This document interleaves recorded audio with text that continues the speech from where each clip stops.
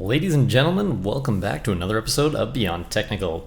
So earlier this week I was playing some Street Fighter and I realized something, that of the new mechanics, I didn't really understand crush counters as well as I should have. So I put a bit of time into the training mode and kind of played around with them, and I thought maybe I could share this information with you guys and just delve into crush counters, how they work, what they do, and kind of what you should do when you get one. I've noticed a lot of people kind of seem a little bit confused. I talked to a few friends of mine and asked them some questions and realized that, well, they even thought they might have known what they were talking about. There was still a lot of confusion, so I'm just going to try to clear that up in the best way I know how. I will say that I've done most of this research primarily by myself, so there's a chance that I might be wrong about a few things with crush counters, but either way, this will give you a basic primer. If I am wrong, which does tend to happen in enough of my videos, please just fire a comment down below and we'll sort that out. Anyways, let's jump on over to Street Fighter. I'm using Nikali mostly because I've been playing around with him and I've kind of been seeing some of his combos, etc. But let's talk about how counters are going to work. So first things first, we're just going to put on normal and we'll just discuss counters very briefly in general. When you hit a character, they go into what's called hit stun. And hit stun basically means that's your opening. So if you wanted to land 2 hits together, and you see a little 2 hit on the left hand side to tell you when you've landed a successful combo, you can do that if there's enough hit stun that your next move will kind of overlay on top of the old one with that opening that you've created with a hit.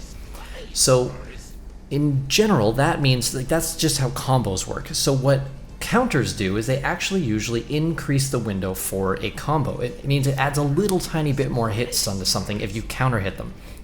The way counter hits work is if I am attacking and I get hit as I'm starting up my attack, it will count as a counter hit. If I'm pushing no buttons and I just get hit, or Ken for example is getting hit here, there's no counter hit. So what we can do in training mode is you can just turn counter on, which means it kind of pretends like every time he does an attack, or every time you hit him, he's in the middle of an attack. And that's really cool for testing stuff because you can see this huge extra feedback and absorption whenever he takes a hit. So whenever you hit him, that hit stun kind of opens up extra. And the cool thing about Street Fighter V that's different than Street Fighter IV is there's these moves that do crush counters. Certain abilities and certain attacks will basically create this crush counter situation. I'm getting some nice old Street Fighter lag here. Let's see if we can't get that to kind of ease up. Anyways, latency or not, this is my big issue with Street Fighter V, by the way, and the reason that you probably haven't seen as many videos as I'd like to make is because I keep getting these random frame drops. My computer is very good, and yeah, there it goes. Yeah, that just happens to me constantly as I'm playing online matches wherever it doesn't really seem to matter. Okay, so anyways, now that we can use these crush counters, this creates what's called crush counter combos, which are actually bigger and different than a regular combo, although a lot of characters in my research so far just use their regular combos off of a crush counter. A crush counter just kind of opens them up. So it's kind of like when you, in Street Fighter 4, you used to do a lot of hit confirms, like you'd use 2 jabs and then you could combo into something maybe a little heavier from there. In Street Fighter V, that doesn't always work as well as it did in Street Fighter 4. So what we have now is for these poking tools, we have these crush counters. So if you're in kind of a footsie fight and you land a hit as they're doing something, you get this nice big crush counter and then down he goes. So what can we do with that? This has been, 3 minutes already and we haven't talked about what we can do with a crush counter. Well, what you can do with a crush counter, oh, there goes the frame rate delay again, that's super fun. Anyways, what we can do with a crush counter is, once you've crush countered them, they open up their defense and you can basically do a combo. So, for example, if we turn counters off and I just kick Ken, great, no crush counter, he doesn't flop anywhere else. So let's say I try to do a standing heavy kick and do a crouching heavy punch, you'll see on the left hand side there's no combo indicator, it's not happening. If I turn crush counters on, now I'm getting a 2 hit, which means I can actually combo a standing heavy kick into a crouching heavy punch, which is awesome for a character like Nikali, because from something like that, we can do one of these. And there we go, that's 323 damage. As opposed to a non-crush counter hit, we would just get 90. And that would be it. And then if we tried to do the crouching heavy punch, that would actually be really risky and we could get punished for that. So basically, crush counters Every character has a little bit of a difference here, so we can't delve into every character in one video. It's already going to be long enough just having me ramble on about crush counters in general. But crush counters just open up extra hit stun. That's really all they do. So you get this cool animation, you hear that smash sound effect, and then depending on where you are, you can do cool stuff. So on Nikali, for example, if I'm playing the poke game and I land one of these, you'll see that I'm too far away to get this crouching heavy punch. The range is not there. So if I get a crush counter a little closer, now I can follow that up into a combo. So the distance really matters with crush counters as well. Now the other thing that I thought is really cool about crush counters is that they have a lot of different properties in the air. So first let's turn off counters and just do normal, and we'll just give this a shot. We'll do a crouching heavy punch, if I can land it here. And you see how he just kind of falls to the ground. Now if I try to like sweep or something, oops, I moved a little too far here. If I try to sweep or something after that, he basically has recovered in the air. Now if you get a crush counter, you see it gives an extra kick up, and then they actually enter into a juggle state. So pretty much every character I've tested it on at least can do a crouching, like a crouching heavy punch or whatever their crush counter may be that gets a crush counter in the air, and then you can cancel that into a sweep to get a little extra damage and to confirm that knockdown. So crush counters in the air can give a lot of different properties. The other thing you can do as well is if Nikali, oh there we go again with this sweet frame rate, you can do your Shoryuken off of that, for example, so you can actually land 2 hits. There's a 204 as opposed to just doing a straight anti-air where we get a 126 damage for a punish.